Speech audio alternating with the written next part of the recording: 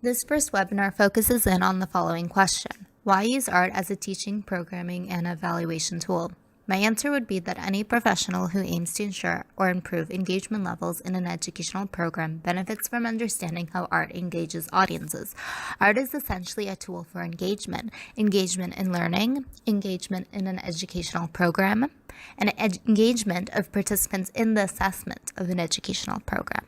This webinar will highlight the fact that art making and participation is experiential in nature and sensory-based.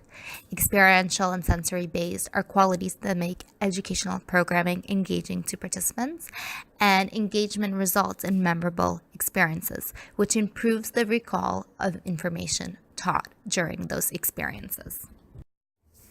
Here, I will bring my own personal educational philosophy as it directly touches upon the theme of engagement. As an educator, I aim to develop and deliver experiential learning opportunities that allow participants to take a central role in their learning experiences. Let's break this statement down into two key concepts in the form of questions. 1. What is experiential learning? And 2. What does it mean to take a central role in one's learning experiences? Experiential learning is a concept heavily discussed in the museum and educational fields. The simplest definition for the term would be learning through experience. It's as simple as that. Educators invested in experiential learning approach the design of their programs and lessons around creating experiences for their students or participants. These experiences are intended to result in the learning and application of information. Experiential learning differs from a lecture-based approach where there is normally little shared dialogue between teacher and student, as well as student and fellow classmates. With traditional lecturing, the student does not normally take a central role in the teaching and learning experience because they have little to no voice and therefore little to no active involvement that resonates with them as a memorable experience. My educational philosophy is highly influenced by the philosopher John Dewey, who released publications on his educational philosophy from the late 19th century to the early 20th century. His often quoted saying, "Give the pupils something to do, not something to learn, and the doing is of such a nature as to demand thinking. Learning naturally results." This statement is quoted directly from his publication titled Democracy in Education. He is a pioneer of progressive education, and his writings emphasize the value of experiential learning. Now that experiential learning has been covered, I'd like to focus on the question, what does it mean to take a central role in one's own learning experience? My answer would be to engage in sensory-based experiences. I would like to refer to Nell Fleming's VAK model as a way to explain how engaging in sensory-based experience allows one to take a central role in one's own learning. The VAK model is the most commonly known model of learning styles. The acronym VAK standing for Visual, Auditory, and Kinesthetic. These learning styles are sensory-based. Describing a student as a visual learner is to say that the student learns best from working with visuals.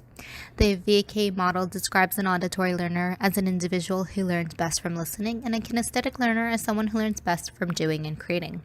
Whenever I took a short quiz designed to determine the quiz taker's learning style, I would always receive the result visual learner, which makes sense since I learn well from observing visuals, diagrams, and illustrations.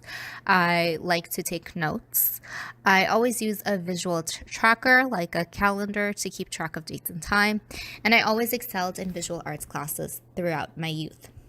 What I would like to argue is that while everyone has their own unique strengths, I would like to argue that all students possess each of the three learning styles: auditory, kinesthetic, and visual. And each individual student should not necessarily be categorized as exclusively one type of learner. As long as one can listen, see, and do, these are all ways to engage that learner. The more sensory experiences you bring into a program or lesson, the more engaged the participant or student will be. If a student is looking at visuals, listening to an instructor's explanations, and then the participant or student applies information by creating something, more and more of the student's senses have been activated in the process of learning information. The participant takes on a more central role in learning, in the learning experience, because more of the participants' senses have been activated simultaneously. So I'd argue that different learning styles should not only be considered and incorporated in order to engage different types of learners in a room, but also to provide enhanced engagement for each individual learner as much as possible by activating their different senses simultaneously. If an instructor is simply talking and a student is not taking part in the dialogue or experience, it makes sense that a student may start to tune out because they are essentially not involved in the lesson and may even feel like they are not there, like they are irrelevant to the experience. They have no say or contribution to it, and the experience may end up feeling irrelevant to them altogether. The less of the senses that are used, the less the student is engaged and made a part of that experience. Often kids ask their students, especially when they don't want to do a particular set of work, "Why do I need to learn this?" While growing up as a kid, I commonly heard fellow classmates say to our teachers, "I will never use this kind of math, so I don't need to learn it." Individuals are motivated to learn when they see a connection to the material being taught and to their everyday experiences. Such material would have been viewed as worth learning because it is demonstrated to have relevance to students or participants' everyday life, whether for the present time or the future. When a participant or a student becomes involved actively in a learning experience through sensory-based engagement, their direct involvement shows them how the experience can be made directly relevant to their lives. The experience becomes memorable because they are engaged. They remember a moment in time when they heard, saw, and did something as a way of learning. The hope is that they recall what they learned better because of the experiential sensory-based approach and transfer that knowledge to their everyday lives.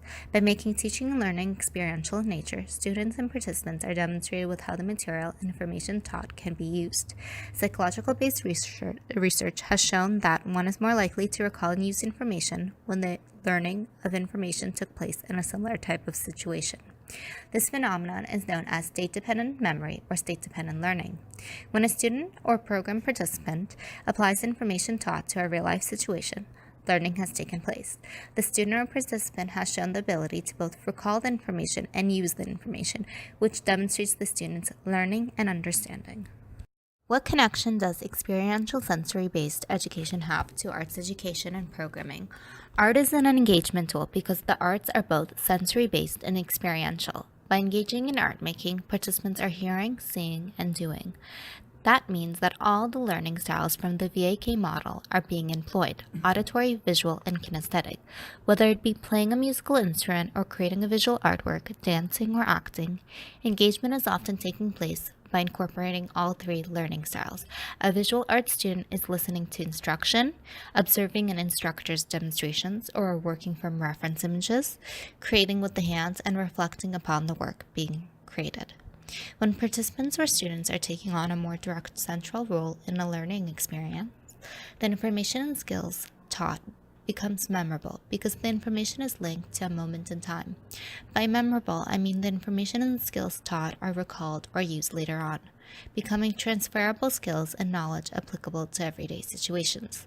When art making becomes a memorable experience that resonates with participants, it makes an impact. Impact meaning having a profound effect on participants.